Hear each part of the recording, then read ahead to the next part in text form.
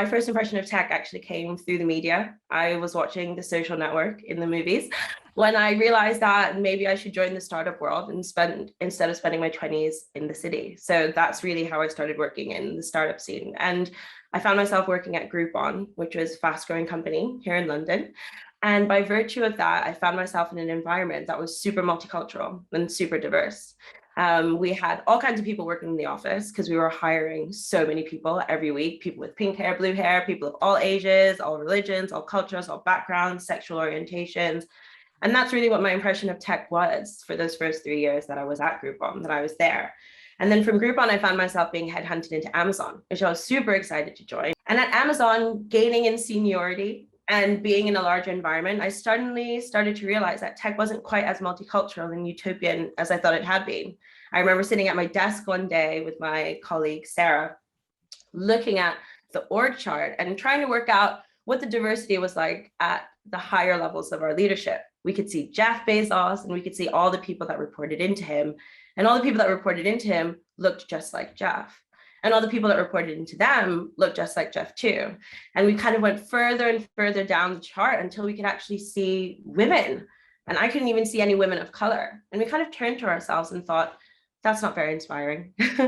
Looking at the leadership of a company we worked so hard for and seeing no one like us there, what does that mean? Does that mean that there's no place for us at the top? You know, when we started to actually then think more and more about representation, not just in our company, but in the wider industry, we realized that the higher up you go, the fewer people from underrepresented backgrounds are around. And I think once I saw that, it was like a curtain fell and I couldn't unsee it. I started to think of what the implications were, not just for me as an individual trying to work myself up the career ladder, but for society. When we rely on tech products every day, wake up, check our apps, check our phone, go to sleep, check our apps, check our phone. What does it mean when the people that create those products don't represent all of the voices in a multicultural and diverse society? What does that mean for how our data is used? And what does it mean for how those products are designed in terms of understanding that, you know, we are often at the behest of product designers and at tech companies. And what does it mean when they don't have our intentions at heart? So that's really what started me on this journey of trying to make the tech industry more inclusive and more representative. And it started as conversations just amongst my peers, amongst other women, trying to find out more about the struggles that they faced and the unique challenges that they had to overcome to rise up into the industry. But then it went beyond that and actually started speaking to the hiring managers and asking them, you know, what do they look for when they're hiring and why does it tend to always be such a homogenous group of people that reflect them? I wanted to challenge the idea of meritocracy and actually get people to reflect on the reality of the fact that we live in a meritocracy. And, you know, this started long before Black Lives Matter, like long before these issues were pulled to the forefront.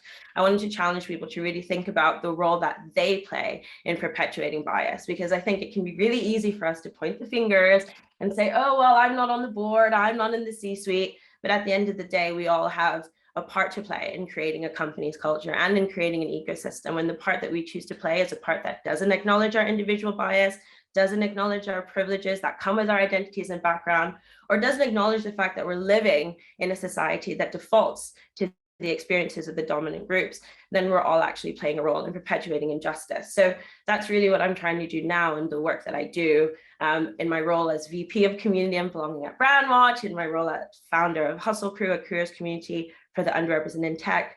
What I'm trying to do is get individuals to check their biases as often as we check our spelling, because we can. You know, there was a time when I didn't know how to string a sentence together, and thanks to education, here I am now.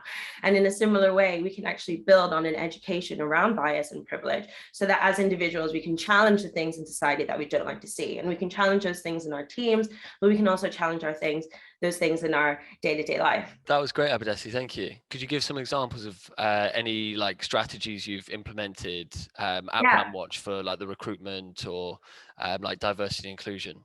Yeah, sure. So one of the biggest challenges we face is actually removing bias from the recruitment process. What we find is you can actually like think of a candidate journey really similar to a storyline. So what happens when someone applies for a job at your company? And it often starts with their impression of your employer brand. So it starts with them looking at your website, looking at you on social media sites like Glassdoor or LinkedIn, eventually looking at the job description, and then from the job description, actually applying for the role, speaking to a recruiter, speaking to the hiring manager, being interviewed by a panel, and eventually, you know, getting towards the end of that story, they'd be lucky enough to get an offer. So one of the things that we try and do is actually deconstruct that entire storyline and try and think of where there's an opportunity for us to be biased or for us to exclude. So starting with our employer brand, I put out a tweet and asked, hey, Black people in tech, what are the things you look for when you're assessing a potential employer?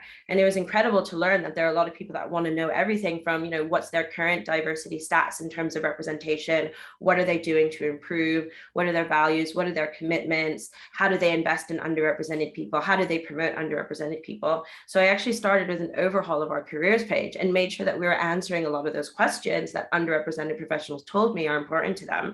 And we did a similar thing on social media where we actually got employees within our company, especially employees who've been here 5+ years, to do a little video testimonial about why they've stayed in the company.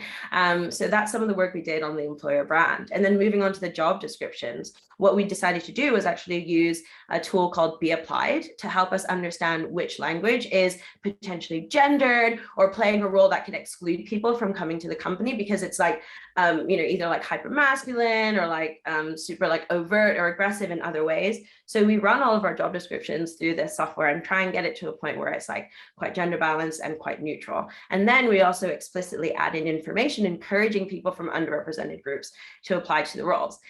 So that's some of the work we do there. Then like when it comes to actually interacting with candidates, we have a lot of training around removing bias from recruitment. So one of the things that we try to do is teach people about the most common types of bias, whether that's affinity bias, this idea of like birds of a feather stick together, we're attracted to people who look like us and we're like not attracted to people who aren't like us. But there's so many other types as well. There's maternal bias, like a lot of people make an assumption that once you have kids, you're somehow less productive, which like clearly it's the opposite, if any of you know any working parents. So, we train our staff on things like that so that as they're interacting with candidates, each candidate gets the fairest chance. And we also send candidates resources. So we make sure that every person actually has an expectation of what questions they're going to be asked and like what the format of the interview will be. And that's super helpful for candidates with neurodiversity who process at different speeds. And then, we also try to make sure we have the most diverse interview panel as possible, because, if we're hiring for a new engineer and let's say everyone on that panel is, a cis het white guy with a similar degree and a similar tech experience, it could be that someone that then is like that kind of has a more favorable chance. So instead, what we try to do is make sure we have people of different levels of experience, different identities, different backgrounds, so that there isn't one dominating type of bias. Like we kind of recognize that we can't remove bias altogether. It's like biologically impossible, but the more we're aware of it, the more we can mitigate against it. Hi, Abadesi, that was great. Thank you so much for speaking to us. I actually have a friend that works at SumUp, and she told me about you like 2 months ago, and I was like, Hustle Crew sounds great. And I started doing all this research. So it's really exciting to meet you. I was actually wondering, I was having a conversation with her, and she was saying that since she's in a higher position of power, she can kind of like drag people of different like minorities, ethnicities, orientations to the top with her because she's somebody that has the power to do so. So I guess my question is, how do you kind of coach people at a lower level to demand those higher positions to then like facilitate more diversity at the top? Yeah, I think that's really great. Yes, it does make sense. I think this idea of like, how do we show people what they're worth, and how do we show people how to take up space, and how do we show people how to demand for more and excel and maximize opportunities is like a really interesting conversation, and one that's happening a lot because for so long we've sort of blamed a lot of things on, these feelings of imposter syndrome and these feelings of insecurity and these feelings of a lack of confidence. And then, a reporter at the New York Times and another reporter at Harvard Business Review said, can we stop telling women they have imposter syndrome and instead focus on like rampant sexism and misogyny, which is alive and well in like the boardrooms and beyond.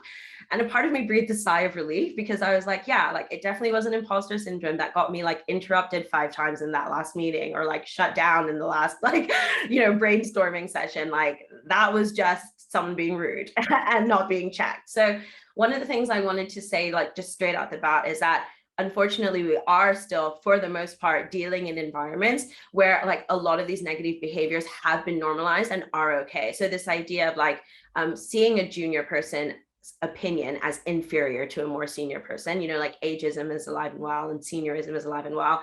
And also, you know, this idea of like interrupting women and other underrepresented people's voices is also like super normalized. So when people say to me, especially people at like junior levels, like, how can I maximize opportunities? How can I do this? How can I do that? I just have to remind them, you know, it's not without risk, because we are still operating in a space where sometimes, you know, if you are that chirpy, green, fresh person, it's not necessarily going to be welcomed, but that doesn't mean you shouldn't do it. Like, I've always been the person who's happy to stick my neck up above the crowd. It does mean I had 5 jobs in 7 years, but hey, look where I am now. So that's all good. So I think the first thing I would remind people is to like really focus on their achievements. You know, whatever your role is right now, like what are you responsible for? And do that really, really well, and own that, and let that be the thing that gives you confidence. So when you speak up, you can reference those achievements, like, hey, this big account that I'm working on got me thinking about this, or that last deal that I closed got me thinking about that. And bringing everything back to the results you've achieved and the track record that you have built is not just going to help your confidence, but it's going to also remind everyone like why you have the right to be speaking. And then the second thing I'd say is like, we're never going to like everyone in a company, and they're never going to like us, but we can always find like 1, 2, or 3 allies who have our back, and making sure that those people are aware of our intentions to rise up and our intentions to gain more responsibility can be a really powerful way to ensure that we have supporters who can speak for us when we're not in the room, because we can do everything we want to like sell ourselves and speak ourselves, you know, up, but having other people within the company do that too when we're not in the room, especially to people further up in the org, can be a really powerful way to get their attention. I'm following on kind of from Scott's question, which I was really interesting about how you broke down like every little piece of the puzzle of the sort of storyline of hiring someone.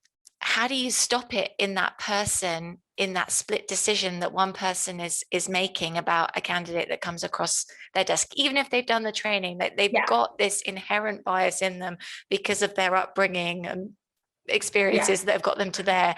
Like, how do you check it? Here's like a really interesting exercise. I want everybody in this room right now to think about their favorite local restaurant or pub, like the place that they go when they want to treat themselves and have a really good time. And if I like asked you to think about that right now, you might start thinking about your favorite table, your favorite spot to sit at, your favorite dish, your favorite drink. You'd probably be able to visualize all of those things. Now imagine I said, I want to come along with my friend who's in a wheelchair. Can you tell me about accessibility and whether or not there is wheelchair access?